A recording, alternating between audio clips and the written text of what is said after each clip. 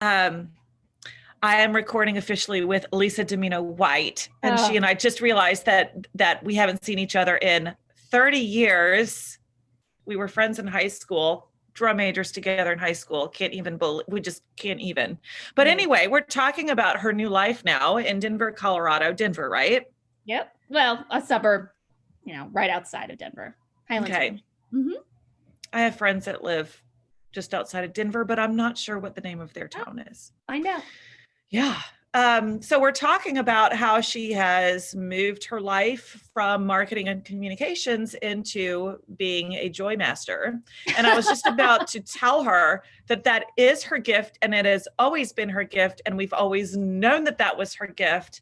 And we didn't understand it in high school, but it is such an important gift. And especially right this second now, it seems like a super valuable energy source for the world. And I have to tell you, Lisa, that my youngest one also has the gift of joy. And she's always had it. And I don't know if this was true for you, but if you go back and look at your pictures and videos from when you were a baby, was it like emanating out of your face? Yes. It's so amazing. People that have that gift internally and they just exude joy. They are the biggest gift to this planet and they're so valuable. So you being able to uncover that in others, because honestly, I think we all have it. It's just that you knew that and you've known that.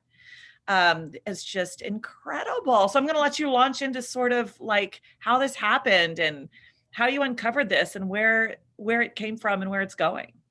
Awesome. Thank you. So, yeah, I mean, I've always been a happy kid. You knew me. I mean, you knew little Lisa when she was in middle school and high school. And I've always just been a very outgoing, positive, love life kind of gal. And I've always loved when I can help other people feel that way. Even as a kid, I can remember if I could make somebody laugh or smile, I would just get all the feels. It fired me up. And I'm like, wow, I like being able to help people feel great. I just knew that. So it was funny because it dawned on me about a year or so ago that people don't necessarily see everything there is to see about other people. Because I've continued to be that way throughout my adulthood. And I was talking to someone just off the cuff, and she said, yeah, it's you've got it all figured out. I mean, you're amazing. And I'm like, what are you talking about? And she's like, Lisa, you've got this consulting company, you're volunteering in the community, you're the PTA president of your kid's school, you've got it all figured out. And right then and there, it occurred to me, wow, I don't have it all figured out, but you think I do. And that right there was something that made me realize there was more to life than what meets the eye. Here's somebody who thinks that I've got it all figured out and that's how I'm joyful. Little does she know that I was suffering from anxiety, OCD, fear, crippling anxiety at some points in my life. And it occurred to me that if I didn't start sharing that part of who I am, people are under the assumption that the only way people can be truly happy is if everything is lined up and their lives are perfect. Oh, Wow. that's good. Wow. How Mm-hmm. true. So right then and there, I said, you've got to be kidding. I said, do you know that I grew up with horrible fear and anxiety, OCD, and I still have it to this day? And you could see her face just like, what? Mm-hmm. And it was a reminder to her right then and there that everybody's got something, but that Sure. doesn't mean we can't be joyful and live our best life despite that. And that's really been a huge message in my book and just in my talks. And when I write, it's really all about putting that shield down and letting people see the reality that my troubles and my anxieties don't define me. They're a part of who I am. But at the end of the day, I find joy despite them. And so can everybody else, whatever you're struggling with. So that's kind of in a nutshell where my passion for really talking about this came from. But yeah, when you knew me back in the day, I had grown up with some pretty rough childhood fears, probably up until I got them under control. My mom and my dad got me some professional help, probably when I was about 7 or 8, maybe 9, and everything was fine. I was able to function, no problem. But then when I got married 20 years ago, everything exploded.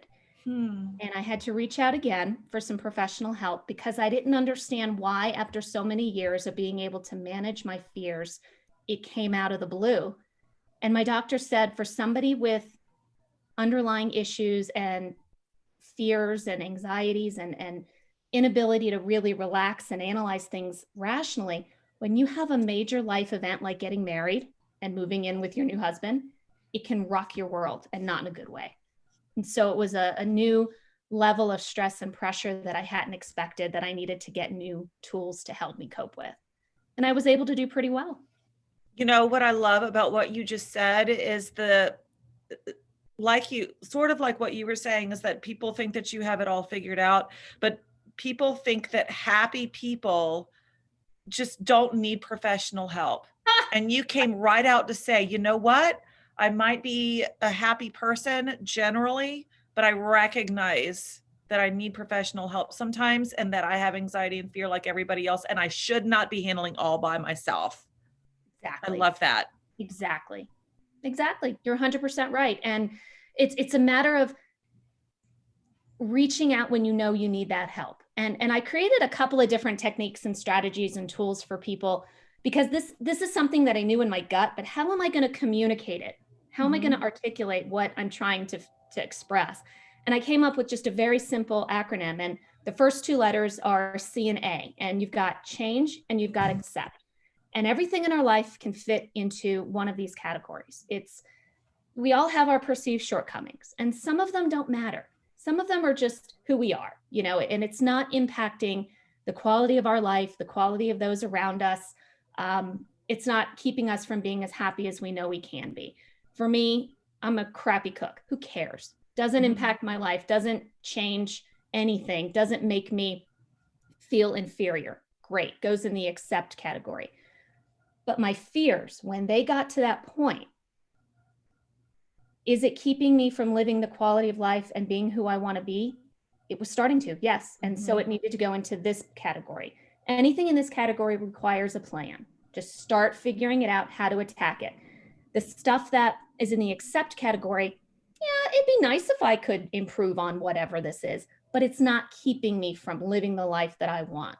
And a great example of this is fitness, for example. I mean, sometimes during life when things are crazy and busy, fitness maybe is an accept category. I'd like to increase my fitness level. I'd like to get there, but it's not quite keeping me from living the quality of life I want, until it does. And eventually it's going to get to the point where you're like, I need to make a change in this. And that's when it gets into that change category and you have to take some action. So when COVID hit back in the spring, I was doing great. Pre-COVID, I mean, the most that my OCD issues spiked was when David was born 12 years ago. Because again, a new life moment. Yeah, that's big. I think most people have some level of fear, anxiety, depression, OCD, all the things come out when you have a baby in your house. Exactly. First time baby. Exactly. So I reached out for help then. But since then, I've been great. 12 years coping, handling things. And then in May, things went sideways. I had locked down my family from March through May. I was like, we're not getting anywhere. We're locking it down. My parents live about 20 minutes away, came over for Mother's Day to sit on the back deck. 10 feet apart, because if 6 is recommended, 10 is better. I hear you. We're outside, we're visiting. My dad had to pee. You can't go in my bathroom. What are you, insane? You can't come inside my house. He understood, because my parents know me. They left. I cried. I said, okay. My anxiety during COVID has been in the accept category. I've been handling it. I've been dealing with it. I'm treading water. I'm okay. That moment, it went into the change category. I said, I can't live like this, because we don't know how long we're going to be doing this. And that's when, once again, I reached out for help and said, I need some coping tools to get through this misery, to function, because I wasn't, and my kids were suffering for it. I need to be able to accept a little bit of risk that's not extreme, but allowing us to live during this miserable time. And I've been doing much, much, much better. But I'm very open about it. It's all about expectations and knowing that I'll never be fearless. I just need to fear less. And now that I've been in counseling, I've been getting those strategies, it's now back into the accept category because I can function. I can go to the grocery store. I can, pick up library books at the library for my kids. My kids had gone to school on a hybrid basis since August. So I've been able to really push myself to live somewhat normally. And I never thought I would, back in May, didn't think that was going to be possible. Yeah, you found the tools to manage this stress in such a powerful way. Just feel like it's so empowering. 100%. So 100%. is that when did you start writing the book and why? And then when did you release it? So I've always known I've had one in my heart. I knew I was going to write a book. Didn't know when, but I knew that it was something that I was going to do one day. And when I made this pivot to deciding that I'm owning my joy and wanting to create and share messages of that with others, it was right before COVID hit. So the opportunity to get in front of groups, conferences, events was much more limited. So it was really an opportunity for me to get my message out in a new vehicle. I figured, you know what? Let me hunker down. Let me write this book that I know I've got. So I really started to work on it diligently. A lot of it came from some journaling that I've done. So I've had it in different pieces all around, pulled it all together, and I published it in early August. That was fast. But it was all inside of you. You just had to get it out on paper. Exactly. So, and I really wanted to get it out as soon as possible because I knew the world needed my message now more than ever. Absolutely. That was something I was like, I really wanted to fast track it because I'm like, we need to share this message of joy and finding more joy for ourselves and spreading it to others now. And it's just been amazing. I mean, I never dreamt that it would resonate so much with people because, and Carrie, you'll appreciate this since you know me. People who know me who've read it have said, I feel like you're talking to me. Oh, that's the best. They're like, I can hear your voice in my mind when I'm reading the book. And I'm like, yes, that's what it is.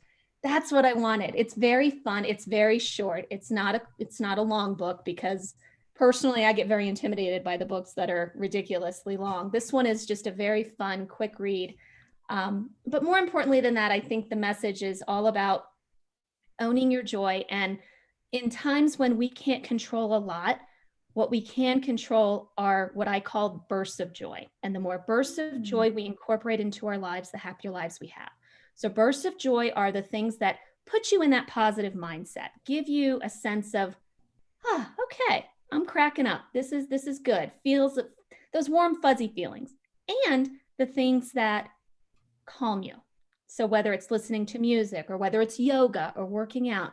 So whatever it is that puts you in that positive, relaxed mindset, we have to be intentional about doing them because it's easy to know that, I enjoy crocheting. It relaxes me. Okay, great. Knowing it and doing it are two very different things. And we have to be very intentional these days about doing those things for our soul. Boy, isn't that the truth? Because we are so distracted as a society. So we might have our full list of things that we know make us happy or that we should be doing to pop off the endorphins in our brain. But boy, it's just so distracting, all the shiny objects that catch our attention instead. And next thing you know, you've been scrolling Facebook for 4 hours. And if that's something that brings you joy, great. I mean, if that's a burst of joy for you, great. But don't get sucked in so much that if it doesn't give you those feelings, don't just continue to do that. It's important to remember to be intentional about creating those bursts of joy. And then the book also talks a little bit about creating those bursts for others as well. Those around us, those that mean the most to us and to strangers, quite frankly. Oh gosh, so valuable. We're all part of this human team. And especially during times of division, it's more important than ever to create those human connections with others, even on the superficial stuff. It doesn't matter if it's something tiny, it's still a connection. and it still makes a difference and creates those bursts for others. So what's a burst of joy for you? Yay. So I didn't start telling people this, gosh, maybe 12 years ago. I'm a huge Barry Manilow fan, Carrie. I can see that you would be humiliated to tell me that in high school, but now I can appreciate him. I love him so much. I mean, not just a little bit, okay? I've seen him in concert about 12 times. Oh. Touched my hand once at a concert because I rushed the stage. Oh, I love that. It was wonderful. I love him. His music makes me happy. It's just magical for me. And so that is a burst of joy that I know I can create. So much so that I think it's important to double down whenever you can on whatever it is that brings you a burst of joy. So for $10 a year, I joined the fan club. I'm a fanalo, baby.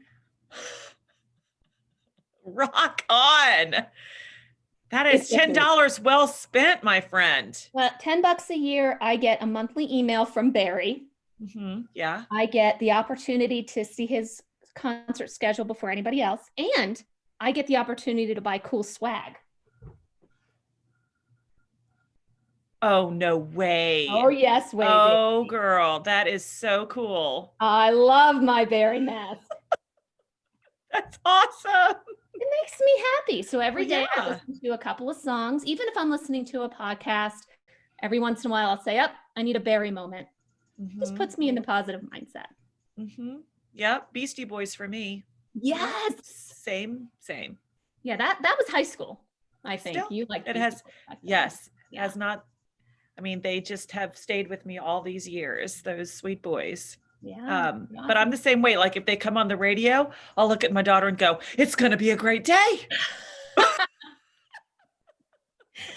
So next time you're in the car, cue it up. Don't just wait for it to come on the radio.